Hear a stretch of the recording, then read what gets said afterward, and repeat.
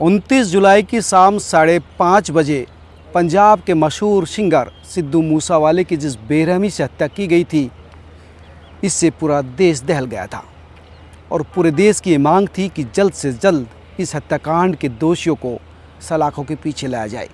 और इस काम के लिए कई राज्यों की पुलिस लगी हुई है, दिल्ली, पंजाब, हरियाणा, महाराष्ट्र।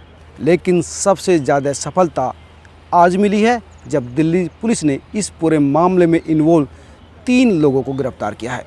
इन 3 में से 2 लोग तो वो थे जिन्होंने मूसावाले पर अंधाधुंध फायरिंग की थी और एक वो था जिसने इन लोगों को सुविधाएं दी और गाड़ी में बैठाकर अपने साथ ले गया।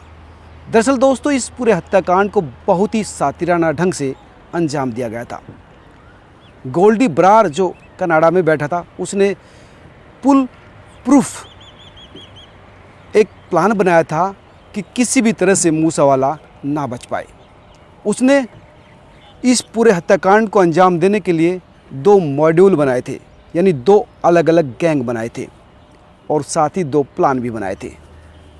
2 मॉड्यूल, एक मॉड्यूल जो है बोलेरो गाड़ी में था जिसमें 4 कातिल सवार थे, जिसको प्रियव्रत फौजी लीड कर रहा था, और दूसरा मॉड्यूल जो था वो कोरोला गाड़ी में था जिसमें 2 कातिल थे, 2 लोग थे, मनप्रीत मन्नू और जगप्रीत रूपा। जगप्रीत रूपा इस गाड़ी को चला रहा था और मनप्रीत मन्नू AK-47 के साथ बैठा था और इसने ही सबसे पहले मूसावाले पर AK-47 से गोली चलाई थी।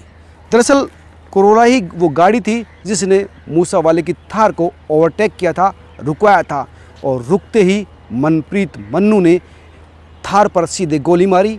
इसकी सीधी गोली सिद्धू मूसावाले को लगी और लगते ही गाड़ी रुक गई और इसके बाद मनप्रीत मन्नू गाड़ी से नीचे उतरा और अंधाधुंध फायरिंग कर दी। और इसके बाद जो पीछे से आ रही बोलेरो गाड़ी जिसमें प्रियव्रत फौजी, कुलदीप उर्फ कशिश और दीपक मुंडी और अंकित सिरसा बैठे हुए थे। अंकित सिरसा और दीपक मुंडी बैठे हुए थे और इस जो बोलेरो गाड़ी जो दूसरा मॉड्यूल था, इसका चीफ था प्रियव्रत फौजी, जो लगातार गोल्डी बरार के साथ टच में था, कंटिन्यू था।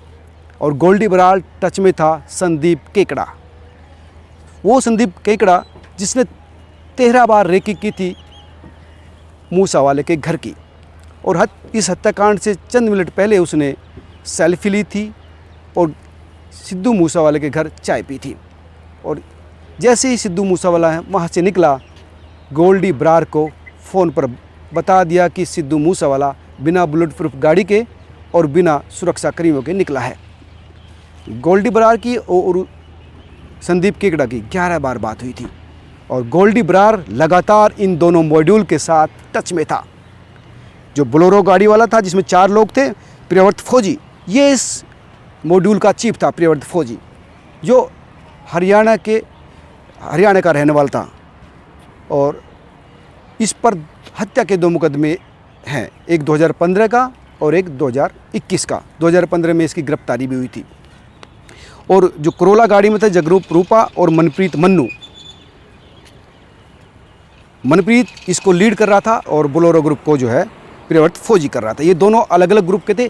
दरअसल गोल्डी बरार ने ये फुल प्रूफ योजना बनाई थी कि अगर एक ग्रुप अपने लक्ष्य से भटकता है तो दूसरा ग्रुप उस काम को अंजाम देगा। और दोनों को एक साथ, जैसे ही संदीप केकड़ा ने बताया कि जो मूसावाला अपने घर से निकल गया बिना बुलेट प्रूफ गाड़ी के है और बिना ही सुरक्षा कर्मियों के, तो दोनों को उसने इंस्ट्रक्शन दे दिया कि जाओ, मौका है और आप अटैक कर दो। तो दोनों ये निकल चुके। ये एक्चुअली कई बार 9 बार इन लोगों ने रेकी की थी सिद्धू मूसावाला के घर की और उसी वहाँ पर ही घूम रहे थे। और ये दोनों आए, जो कोरोला गाड़ी वालों ने ओवरटेक किया। मनप्रीत मन्नू ने सीधा सिद्धू मूसावाले को गोली मारी, जिसके बाद थार रुक गई और फिर अंधाधुंध फायरिंग हुई। 40 राउंड गोलियां चली थी जिसमें 9 सीधी गोली लगी थी। 19 घाव सिद्धू मूसावाला के बॉडी पर मिले थे।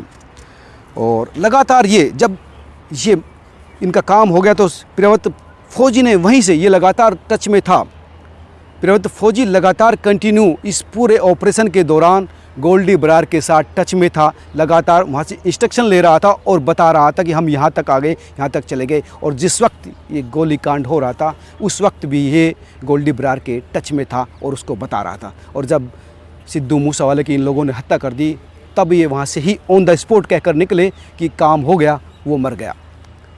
इसके साथ साथ दो ग्रुप के साथ साथ गोल्डी बरार ने स्पेशल योजना बनाई थी। उसने कहा था कि अगर ऑटोमेटिक हथियार काम न करें, ऐसा हो, क्योंकि उनको उस वक्त तक पता नहीं था कि सिद्धू मूसेवाला बुलेट प्रूफ गाड़ी के साथ जाएगा नहीं जाएगा, तो इन्होंने फुल प्रूफ एक दूसरी योजना थी कि हैंड ग्रेनेड इन लोगों के पास थे। दिल्ली पुलिस ने जो इनको मुद्रा जो पोर्ट है गुजरात का, वहाँ से गिरफ्तार किया। वहाँ पर एक किराए के घर में ये रह रहे थे, तो इनके पास से AK-47, assault rifle, pistol, hand grenade launcher इनके पास से लिए हैं। और जब दिल्ली पुलिस ने पूछताछ की तो उन्होंने कहा कि हमारे पास ये योजना थी कि अगर हम हमारे ऑटोमेटिक जो वेपन्स काम ना करे तो हम हैंड ग्रेनेड इस्तेमाल करेंगे। यानी किसी भी कीमत पर ये सिद्धू मूसेवाले की जान लेना चाहते थे। और बदकिस्मती से अपनी इस योजना में लॉरेंस ग्रुप, गोल्डी बरार और ये सब तमाम कातिल जो है सफल हो गए। दरअसल दोस्तों ये पूरा जो हत्याकांड है, इस हत्याकांड को लेकर ये लोग मौका नहीं चूकना चाहते थे, क्योंकि इनको लगता था कि अगर इस बार मौका चूक गए तो सिद्धू मूसेवाले की सुरक्षा बहुत ज़्यादा बढ़ा दी जाएगी। क्योंकि ये लोग चुनाव से पहले भी इस हत्याकांड को अंजाम देना चाहते थे, लेकिन चूँकि चुनाव में सिद्धू मूसेवाला कांग्रेस की तरफ से चुनाव लड़ रहे थे तो उनकी सुरक्षा उस समय बढ़ा भी दी गई थी। और उनको लगता था कि अगर इसी हत्याकांड में एक बार चूक हो गई तो फिर पुलिस हमारे पीछे ही पड़ जाएगी और फिर सिद्धू मूसेवाले को इनको टारगेट करना बड़ा मुश्किल हो जाएगा। तो दोस्तों ये पूरा मामला था इस ग्रुप का। और सबसे बड़ी कामयाबी इनको जो इसमें मिली है कि दो मुख्य कातिल, जो इस पूरे मामले में जो दो कातिल थे, जो प्रियव्रत फौजी जो एक जो ग्रुप को लीड कर रहा था बोलेरो गाड़ी में थे, और कशिश जो प्रियव्रत फौजी के ही साथ था, वो दोनों दिल्ली पुलिस ने अरेस्ट किया है। यानी दो सीधे सीधे वो लोग जो इस पूरे मामले में अटैक कर रहे थे, गोली चलाई थी, वो है। जो तीसरा मेन आदमी इसमें अरेस्ट किया गया है वो है केशव कुमार। दरअसल केशव कुमार इस हत्याकांड में इन्वॉल्व नहीं था, लेकिन कातिलों को लेकर अपनी गाड़ी में गया था और ये इनको फतेहाबाद लेके गया, जहाँ ये कई दिन रुके। दरअसल फतेहाबाद से ही इन लोगों की क्लू मिला था इस हत्याकांड का। दरअसल जो बोलेरो गाड़ी मिली थी उसमें फतेहाबाद के एक पेट्रोल पंप की पर्ची मिली थी जो 25 मई की थी। और फिर जब पुलिस वहाँ उस पेट्रोल पंप पर गई तो वहाँ के CCTV जब देखे तो उसमें 25 मई की जो CCTV में ये दो लोग प्रियव्रत फौजी और अंकित सिरसा आए।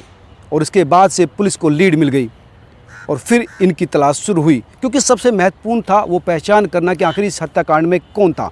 और इस पेट्रोल पंप की पर्ची ने एक क्लू दे दिया था, एक रास्ता दे दिया था पंजाब पुलिस को। और ये जो लड़का है केशव कुमार, ये भटिंडा पंजाब का ही रहने वाला है। यानी 3 महत्वपूर्ण जो कातिल है उसमें अरेस्ट हुए हैं और 4 और कातिल इसमें अरेस्ट होने हैं। वो कातिल जो इस पूरे मामले में उन गाड़ियों में सवार थे। 2 अरेस्ट हो गए, 6 लोग थे जिन्होंने 40 राउंड फायरिंग की थी, जिसमें से 2 अरेस्ट हो गए और 4 अभी अरेस्ट होने बाकी हैं। तो दोस्तों ये थी वो कत्ल की कहानी, दास्तां, जिसने पंजाब म्यूजिक इंडस्ट्री का, या यूँ कहे कि पूरे देश का नहीं इंटरनेशनल लेवल का एक सिंगर हमसे छीन लिया, जिसके गानों पर हम थिरकते थे, मस्ती से झूमते थे। इन लोगों को किसी ने हक नहीं दिया था कि वो किसी की हत्या कर दें। आप क्या सोचते हैं मुझे कमेंट कर जरूर बताना। हाँ, मैं इतना ज़रूर कहता हूँ कि इन कातिलों को सख्त से सख्त सज़ा मिलनी चाहिए। नमस्कार।